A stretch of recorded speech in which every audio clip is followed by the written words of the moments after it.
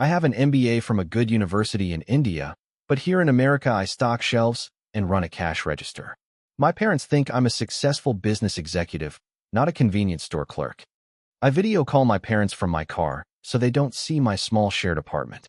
I position the camera to show only my face, hiding my store uniform. Their pride in my success hurts more than any criticism. My two roommates are also educated immigrants hiding their real jobs from their families. We're all lying to different countries about the same American struggle. Our shared apartment is a museum of broken dreams. My girlfriend was born here and doesn't understand why I can't just tell my parents the truth. She says honesty would be better than this constant lying, but she doesn't understand Indian family shame. I calculate how many more hours I need to work just to pay my share of the rent. 3 educated men in their 30s sharing a 2-bedroom apartment like college students. This wasn't the American dream we were sold.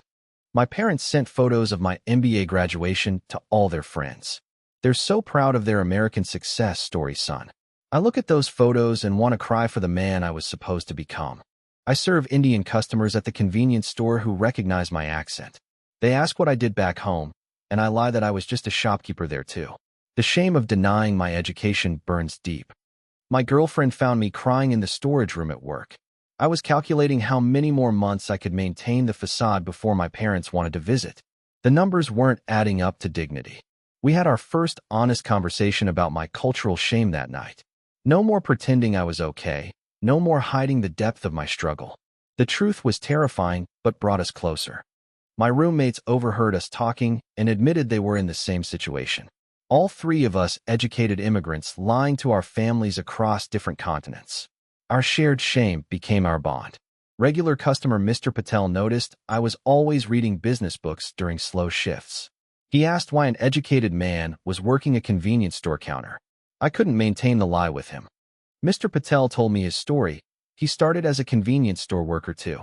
Our education doesn't disappear just because our jobs don't match it, he said. That truth lifted a weight off my shoulders.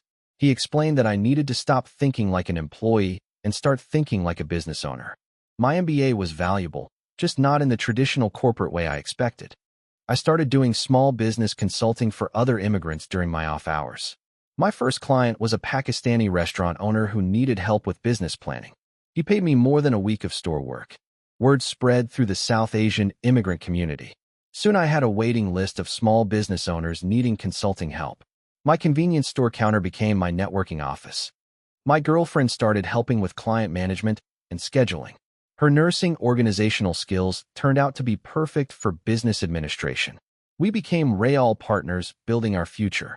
We paid off my first student loan from India. Watching that balance hit zero felt better than any convenience store paycheck. The chains of educational debt were starting to break. I quit my convenience store job when my consulting business matched my old income. The fear was real, but using my actual education felt like coming home to myself. My roommates saw my success and started their own businesses too. The shared apartment became an incubator for immigrant entrepreneurship instead of a museum of broken dreams. We moved from our shared apartment to a proper office space. Walking through that door as business owners instead of struggling immigrants felt like ultimate redemption. Mr. Patel became my first corporate client for his chain of stores. The student had become a trusted business colleague. He said my immigrant experience made me understand small business better. I hired my first employee, a recent Indian immigrant with an engineering degree who was driving for Uber. Teaching him the business felt like completing a sacred circle of immigrant help. We paid off all my student loans and immigration debts. Every educational loan, every financial chain broken. The feeling was more satisfying than any academic achievement. My parents finally visited America and saw our real life, not the fake version I showed on video calls. Their pride was genuine this time, and that meant everything to me. We bought our first home, a real house where I can host my parents without shame or deception. Every room represents a battle won in our immigrant journey. I still work hard, but now I'm building our future instead of just surviving the present.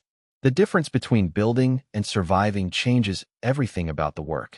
My girlfriend and I got engaged in our new home. She stood by me through the shame and struggle, and now we're building our life together with truth and pride. We started planning for our future children's education. Making those first education fund deposits felt like breaking generational cycles of struggle and deception. I teach business classes for new immigrants now. Each professional I help avoid our early struggles feels like healing another piece of my own painful past. My car is no longer my video call studio for deception. Now it's just transportation to business meetings and client visits.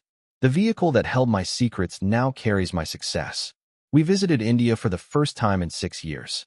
Walking through my hometown as a successful business owner instead of a struggling immigrant felt like ultimate cultural redemption. My parents finally saw our real American life, the business, the home, the genuine success. Their pride was based on truth this time, and that made all the difference. Our business now employs 8 people from immigrant backgrounds. Each hire feels like pulling someone else out of the service industry trap. We're building a different kind of immigrant community. The convenience store clerk with an MBA learned that real success isn't about the job title. It's about using your education to build, create, and help others do the same. My future children will know their father as a business owner and community leader. They'll have no memory of convenience store uniforms or cultural shame. That innocence is our greatest legacy. I still work hard, but now every effort builds our family's future instead of maintaining deceptive facades. The difference between building and pretending changes everything. The business clothes I wear now are for real meetings, not deceptive video calls. The transformation wasn't about the clothing. It was about becoming the man the clothes represented. Now when I make video calls to India, I don't think about deception or shame.